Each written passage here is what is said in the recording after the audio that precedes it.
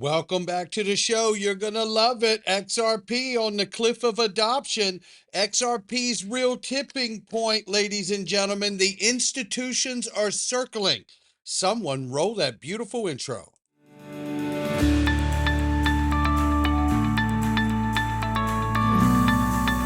Digital Perspectives with Brad Kimes. Come on in.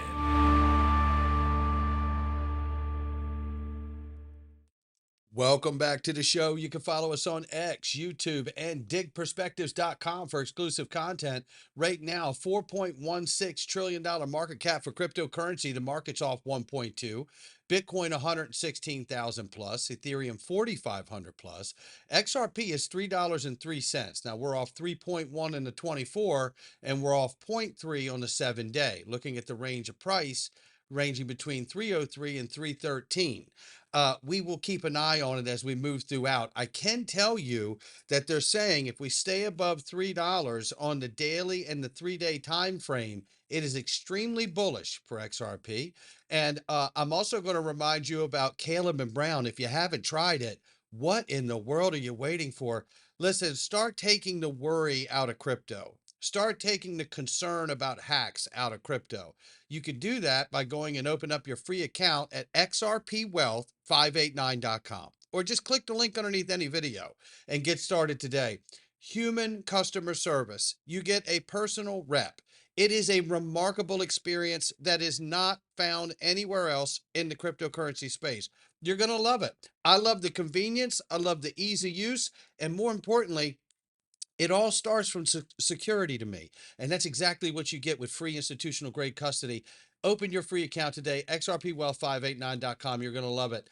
Let's start right here, ladies and gentlemen. You know who this is. Christine Lagarde, the former IMF director, now president of the European Central Bank, talking about preventing the next financial crisis. And the question mark is intended to express that we're not trying to trigger, to provoke, but to actually do everything we can to anticipate, prevent, and examine what the circumstances are that would actually trigger such a crisis. And I think we must keep 2 points in mind when thinking about the topic. First, throughout the post-war era, the global financial system has been in constant transformation, and the pace has only accelerated with advances in technology. And second, what appears new often simply reflects old risks, except with a different costume and in a different form. And here I'm reminded of Professor Carmen Reina and Kenneth Rogoff's and their history of financial crisis. This time is different. The book's subtitle tellingly is, not it's different, it says 8 centuries of financial folly. After 8 centuries of experience, I think it's fair to say that this time it is never different. And that is why research plays such an important role in helping to safeguard financial stability. Through rigorous analysis and a solid understanding of the past, research helps us see how innovation advances and reshapes the economy, while also bringing potential risk into sharper focus so that policymakers can address them proactively and hopefully anticipate them and prevent them. Research is particularly vital in helping us to understand the implications of the profound transformations that have reshaped the financial system since the global financial crisis, which is a relatively short span of time if you look at the 8 centuries on the one hand and, the 15 years or so on the other hand. No question about it. And I want to remind everybody that, they're talking about doing, at least pilots like in October. So keep an eye on that, ladies and gentlemen, for the euro, digital euro. And then here's a clip here that really brings it home. Speaking of the next financial crisis, I remind everybody that the U.S. Treasury Secretary calls it a grand economic reordering, right? And here's Chris Larson talking back in the day, and see how relevant it all looks today. And then there's other collage of clips to follow this that tells you that Ripple and the XRP ledger were absolutely designed for the moment that we're about to move through. I think this is where digital assets can really help, because an efficient digital asset can really solve some of the key problems in global liquidity. the world's got trillions and trillions of dollars tied up in liquidity just to get around how clunky the movement of value is around the world. If with a really efficient digital asset, something like XRP, again, that's what we believe will be the most efficient, you can now reduce trillions and trillions of capital from being tied up. So you can make those transfers instantly as a bank or as a payment provider or as an enterprise without having to have money pre-positioned all over the world. If we knew in 2008 that a failure of Lehman Brothers would have only triggered $9 billion of market failure, we could have let it fail. Or we could have bailed it out, the government. Or the government could have put it up for sale. There would have been policy options available that were not available because of the lack of transparency. And here's the point I want to make. It was not longer after the failure of Lehman Brothers that I read the Satoshi Nakamoto white paper that proposed a basically global internet ledger of all the recorded transactions. If all of the exposures of Lehman Brothers had been on a digital ledger, we would have known in real time. And guess what? There wouldn't have been a crisis. Yeah. Because we would have had crises caused because of the fog of war. Nobody knows where the real exposure is. If all the exposure was written down on an immutable ledger, we would have known, and we could have taken steps to avoid a crisis. The attribute of a healthy liquid market is really resilience, and that is getting at the ability for a market to recover from a significant systemic event. There you have it, a significant systemic event. That's Brianna Madigan, who was at Ripple, head of XRP Global Markets after Miguel Villas had left. And here is a reminder that we are seeing that globally coordinated effort prepare for this new digital on-chain economy and this new grand economic reordering. This is Christine Lagarde from the ECB meeting just days ago with Paul Atkins, the chair of the SEC. And at the same time, I want you to watch this clip here. And I want you to remember, wait to the end, remember when Chris Larsen went to London just a couple years ago with a bunch of other US fintech companies because the UK was trying to court building a Silicon London, just like Silicon Valley. The UK says, forget it, we'll do it. It became what's known as the Eurodollar market, which is the overseas market for dollar borrowing and lending. That becomes we don't know the size of it, but let's call it a $400 trillion market. Whoa. And then the US, then we get this big breakthrough in derivatives. The US has got the Chicago Board of Trade doing futures and options and all of this stuff. But we start to figure out more complicated structures, things like swaps. And the US stops its banks doing it by its use of regulatory capital. They're like, no, this is inefficient. You can't do this. The UK and Europe went, well, we're going to regulate and allow it to happen because it's big. We've seen this before. That becomes a quadrillion-dollar market. All the major banks' largest operations were London. So London, if you've been watching the news, is going to do the same thing. It's called regulatory arbitrage. London is putting together a very sensible set of crypto rules, as has Europe, as has Switzerland, as has Singapore, as has Hong Kong, as has Australia. Okay, there's its old trading group that it did with Eurodollars and it did with derivatives and it did with foreign exchange, all got their regulations in place. The UK is the hub at the middle and it will capture the lion's share. And before you know it, Coinbase, Gemini, and everybody will move to London. And isn't it timely that just about a year ago, Chris Larsen himself from Ripple was over in London because London is looking to pull more business and capital from the U.S. How timely it is. The focus of this trip, though, is money. Next stop, a billionaire round table. So Silicon Valley, London have a lot in common. Fair to say these tech big hitters could lose $1 million down the back of the sofa and barely notice. And there you have the reminder that UK is a giant crypto or financial hub and about to be a huge crypto hub. And you heard Raoul Pal lay out all the different areas of the world that make up the Eurodollar market.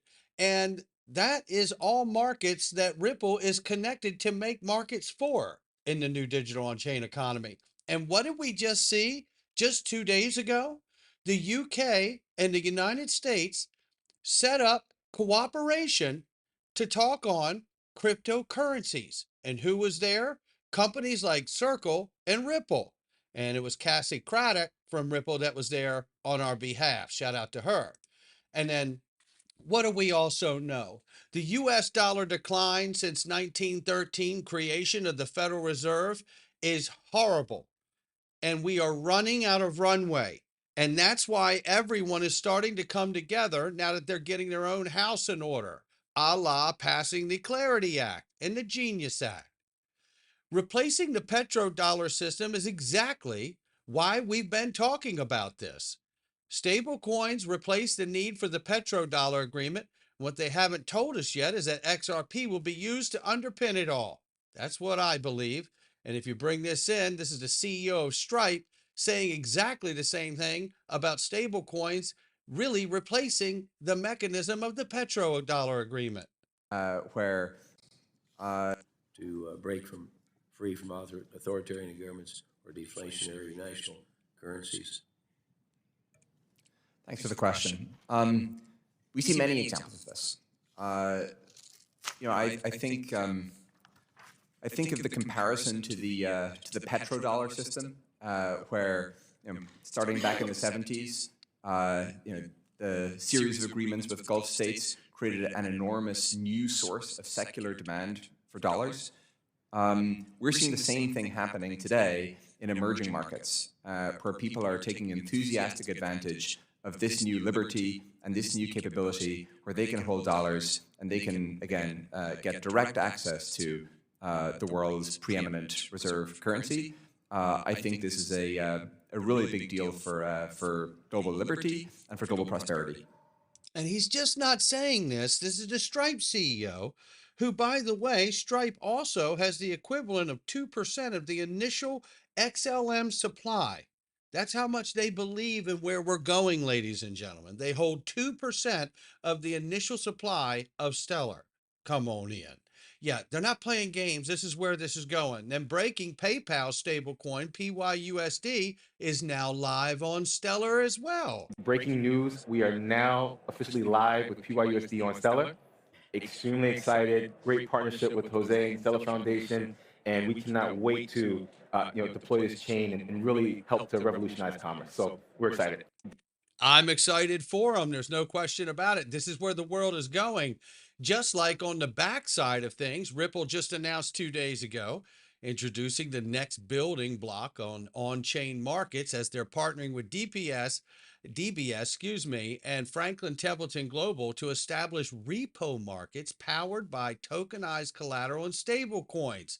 This is incredible. Money market funds. And what do we know? Well, we know this. David Schwartz shares this. I agree with Franklin Templeton. The XRP Ledger's decade-long track record in reliability and stability is unmatched, especially in tokenizing and exchanging both crypto-native and real-world assets. As Franklin Templeton announced, other layer ones outside of Bitcoin, ETH, and Solana have massive potential, and we're continuing to support, monitor, and develop on these networks as they grow and mature. But it's clear Franklin Templeton has chose XRP Ledger and Stellar. And it's amazing to see this. I mean, that is real winners. And to come back to the point that we covered just a couple days ago here from Jack McDonald, the senior VP of Real USD at Ripple, repo transaction volume is well into the tens of trillions of dollars globally.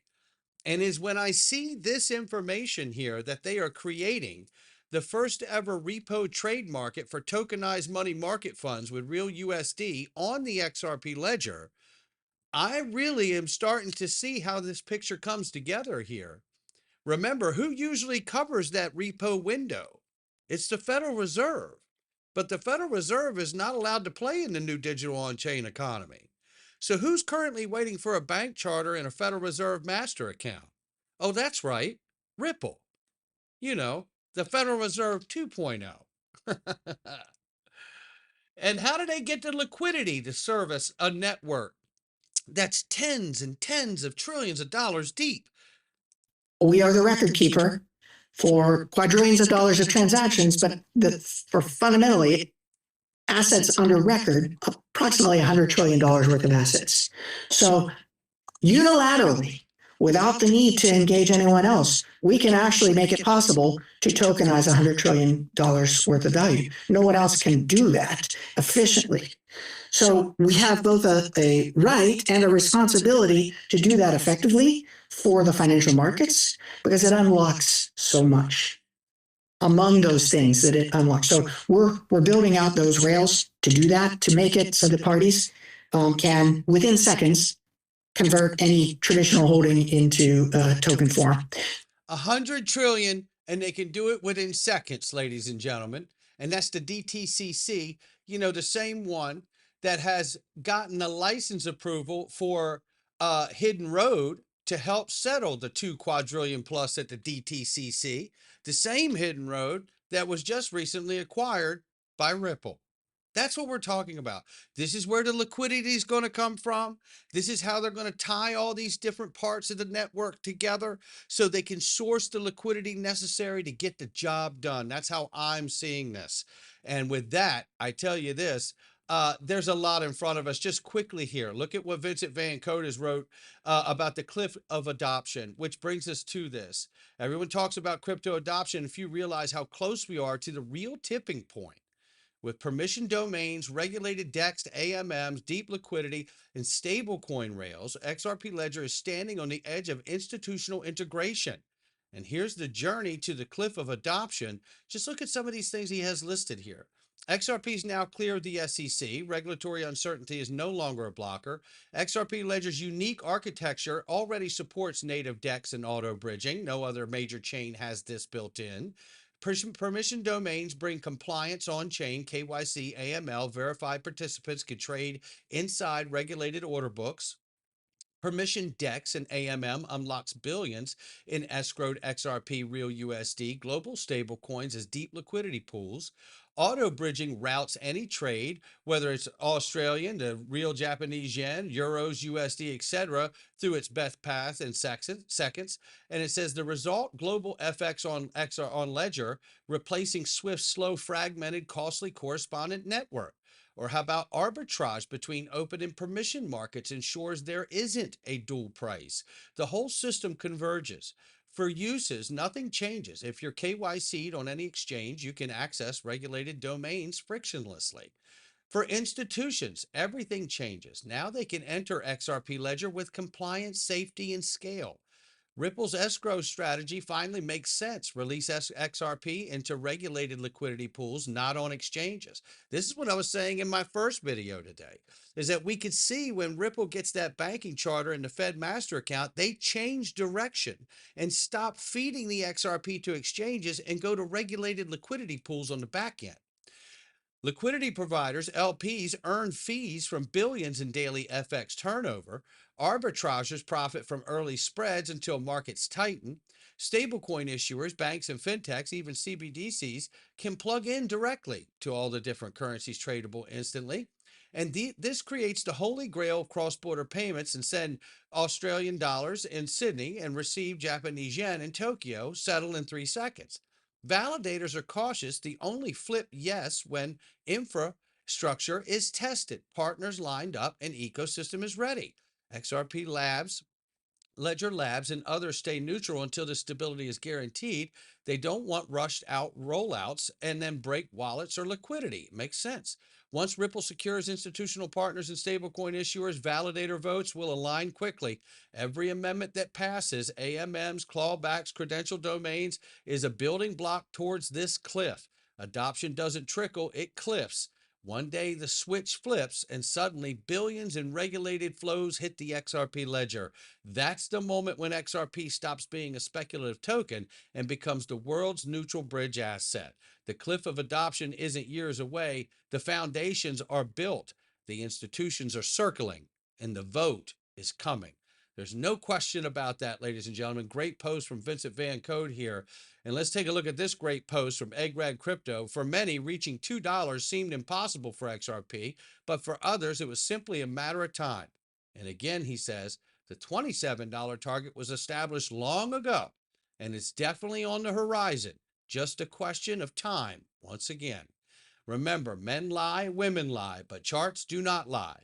And this chart has been saying $27 for years.